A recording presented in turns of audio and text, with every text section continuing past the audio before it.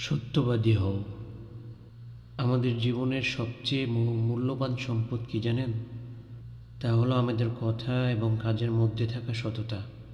যখন আমরা সত্য কথা বলি, তখন আমরা শুধু অন্যদের কাছেই নয়, বরং নিজেদের কাছেও স্বচ্ছ থাকি।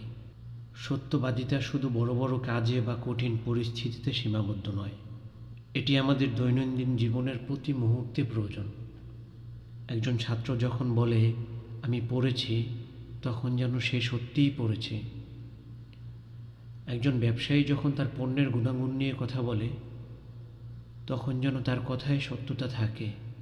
ইয়া আইয়ুহাল্লাযীনা আমানু ইত্তাকুল্লাহা ওয়া কুনু মা'আস সাদিকিন। সূরা আত-তাওবা আয়াত 119।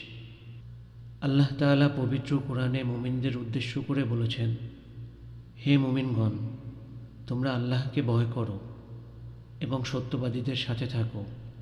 এই আয়াতটি আমাদের জন্য একটি সুস্পষ্ট নির্দেশনা।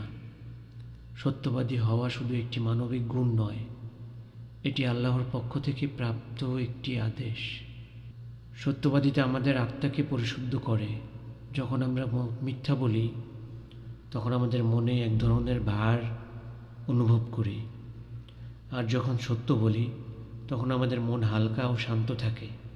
এটি আমাদের মানসিক প্রশান্তি এনে দেয়।